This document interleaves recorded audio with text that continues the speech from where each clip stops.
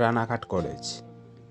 আর এই রানাঘাট কলেজে চলে এসেছিলাম আজকে। আমি আগে কখনোই আসিনি রানাঘাটে। তা রানাঘাটের যে প্রিন্সিপাল তিনি আমাদের খুব পরিচিত, এবং তার রানাঘাট কলেজের পাশেই একটি তার নিজের বাড়ি রয়েছে। আর তিনি একটি ছোট্ট পিকনিকের ব্যবস্থা করেছিল তার বাড়িতে। আর সেই সুবাদেই কিন্তু রানাঘাটে আমার যাওয়া। আর এই রানাঘাট স্টেশন থেকে অটো করে মাত্র 15 টাকার বিনিময়ে চলে এসেছিলাম রানাঘাট কলেজের সামনে। আর এই রানাঘাট কলেজে প্রবেশ করলাম রানাঘাট কলেজটি কেমন তা দেখার জন্যে। শুনেছি রানাঘাট কলেজের যে ব্যাপ্তি সেটি অনেকই বড়, এবং এখানটাতে বহু কিন্তু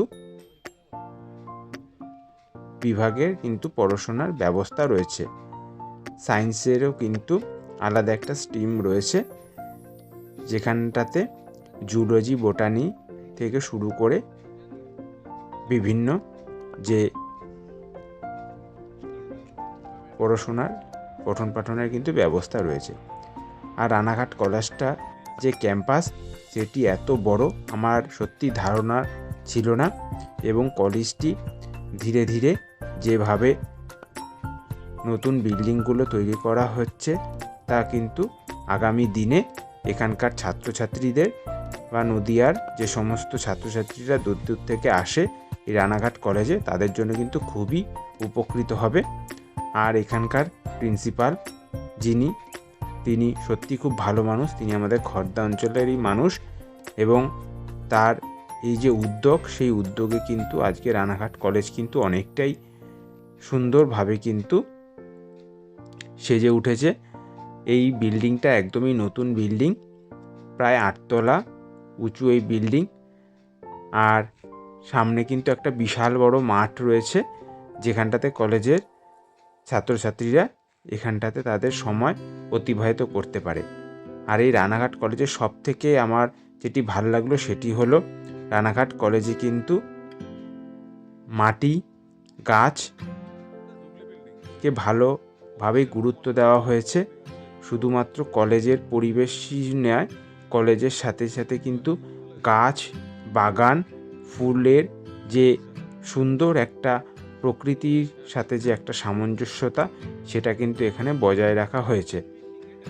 আর কলেজের সৌন্দর্যায়নের প্রতিও কিন্তু বিশেষভাবে দৃষ্টি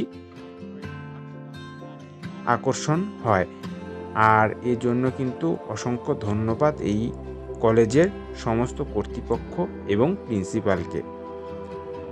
আমি বেশ কিছুক্ষণ সময় এখানটাতে কাটালাম। আর এই পাশের যে বিল্ডিংটা সেটি হচ্ছে যখন জুবলি বিল্ডিং নামে পরিচিত, অর্থাৎ এই বিল্ডিংটা সেই সময় উদ্বোধন হয়েছিল, আর এখন নতুন বিল্ডিংটা তৈরি হয়েছে। আর সব থেকে আরেকটি গুরুত্বপূর্ণ হলো রানাঘাট কলেজে যে বোটানি বিভাগ রয়েছে, অর্থাৎ উদ্ভিদ বিজ্ঞান বিভাগ, তাদের পক্ষ থেকে কিন্তু সেই বিভাগের পক্ষ থেকে একটা ছোট্ট একটি জায়গার মধ্যে কিন্তু ভেষজ যে উদ্ভিদ বা হার্বসের একটা সুন্দর বাগান এখানটাতে কিন্তু রাখা হয়েছে। আর আমি এই বাগানটা কিন্তু ঘুরে দেখলাম, যেমন ঘৃতকুমারী থেকে শুরু করে শিউলি, বাসক থেকে শুরু করে যেমন উরচি অর্থাৎ কালোমেঘ পাতা, অনন্তমূল থেকে শুরু করে একাঙ্গী, বিভিন্ন ভেষজ গুণ সম্পন্ন যে সমস্ত গাছগুলো মানুষের কাজে লাগে সেগুলো কিন্তু এখানটাতে কিন্তু গাছগুলো কিন্তু সংরক্ষণ করা হয়েছে। আমার তো খুব সুন্দর লাগলো। এই যে বোটানি বিভাগ অনেক কলেজেই থাকে, কিন্তু এই চিন্তাধারাটা কিন্তু একদমই নতুনত্ব একটা চিন্তাধারা। বেশ ভালো লাগলো। এটা আমাকে অনেকক্ষণই কিন্তু এখানটাতে আমি সময় কাটালাম। যেমন আমলকি গাছ রয়েছে, পুদিনা পাতার গাছ রয়েছে, কারি পাতা গাছ হচ্ছে, প্রতিটি কিন্তু গাছ অর্থাৎ এই হার্বসগুলো কিন্তু প্রতিটি কিন্তু মানুষের ওষুধের সাথে কিন্তু জড়িত। আর তার সাথেও কিন্তু সুন্দর যে বাগানটা কিন্তু অপূর্ব একটি বাগান বানিয়েছে। আমি যতটা সম্ভব পেরেছি ঘুরে দেখেছি। প্রচুর গাছ এখানটাতে রয়েছে, বিভিন্ন ভালো জাতের গোলাপ, ব্যাঙ্গালোর যে গোলাপ বা রোজ সেগুলোও কিন্তু এখানটাতে লাগানো রয়েছে। একদম সিংহদুয়ার দিয়ে ঢোকার সময় কিন্তু আপনি এই কলেজের যে সৌন্দর্যায়ন সেটা কিন্তু আপনার চোখে পড়বে। আর সেখান থেকে ফিরে চলে এসেছিলাম আবার ওনার বাড়িতে, যেখানটাতে আমাদের পিকনিকের ব্যবস্থাপনা করা হয়েছিল।